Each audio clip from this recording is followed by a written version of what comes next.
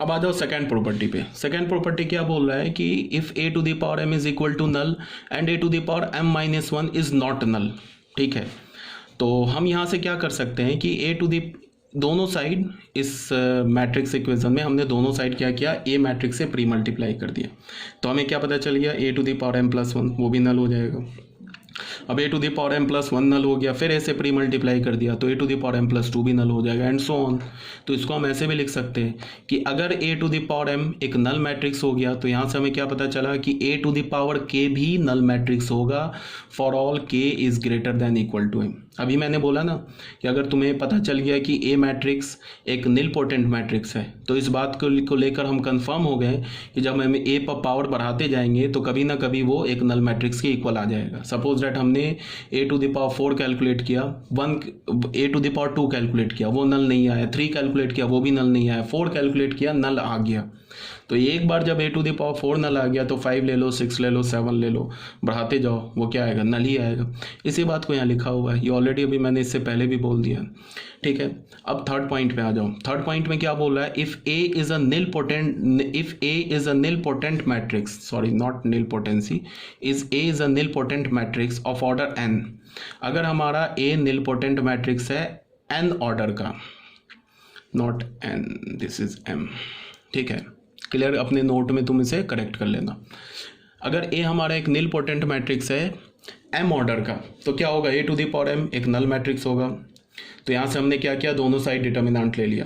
तो determinant of a to the power m is equal to determinant of null. तो null matrix का determinant नल होगा। तो हमें क्या पता चल गया, a to the power m is equal to 0। तो यहाँ से हमें क्या पता चला, determinant of a is equal to 0।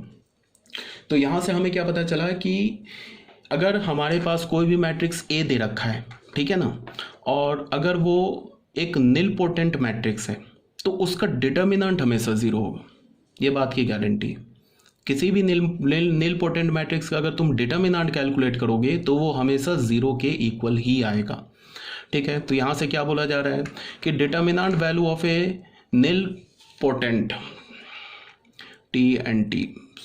Nilpotent matrix is always 0। ठीक है, डिटर्मिनेंट वैल्यू किसी भी निलपोटेंट मैट्रिक्स का 0 होगा।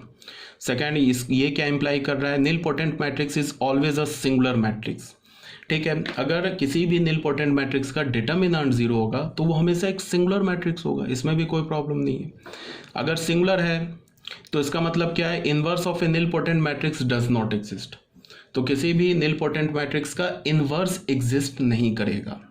ठीक है, अब नोट में मैंने क्या लिखा कि if determinant of a is not equal to 0 this implies that a is not a nilpotent matrix. ठीक है, तो तुम बोलोगे कि ये बात तो आपने इस पॉइंट में ही बता दी, दोबारा लिखने की क्या जरूरत है। तो ये क्यों मैंने लिखा है, कभी कभी होता क्या है कि तुम्हें ट्रिकी क्वेश्चन कैसे पूछ सकता है। ठीक है, ये जो मैं बता रहा हूँ कि ये जो भी मैं मैट्रिक्स तुम्हें पढ़ा रहा हूँ ये बोर्ड के सिलेबस में नहीं है। ये तो जब भी आएगा या तो जेई मेंस में आ जाए या जेई एडवांस में, ये ऐसे नहीं पूछेगा क्वेश्चन कि find weather A matrix is nilpotent और नॉट, ऐसा तो क्वेश्चन पूछेगा नहीं, ऑब्वियस सी बात है। तो ट्रिकी क्वेश्चन जैसे तुम JKCT देख लो या और भी जो प्राइवेट इंजीनियरिंग कॉलेज है उसमें एक ट्रिकी क्वेश्चन ऐसे भी डाल सकता है कि तुम्हें कोई एक मैट्रिक्स A दे दे, ठीक है, और कोई भी मैट्रिक्स A दे दे, नॉन जीरो मैट्रिक्स दे दे, और उसको बोले कि check whether this matrix is nilpotent और नॉट, मान लो ऐसा क्वेश्चन दे दे।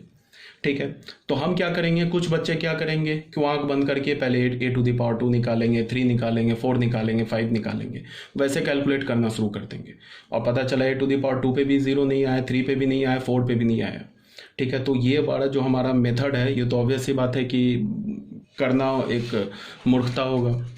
ठीक है, ऐसे हमें मान लो कि a टू द पावर 20 पे अगर हमें नल मैट्रिक्स आया तो 20 तक तो हम कैलकुलेट नहीं करेंगे, तो फिर हम क्या करेंगे, तो जब भी किसी मैट्रिक्स को निलपोटेंट मैट्रिक्स बोले प्रूफ करने के लिए तो सबसे पहले हम उस पे पावर कैलकुलेट करने से पहले उसका डिटर्मिनेंट चेक करेंगे।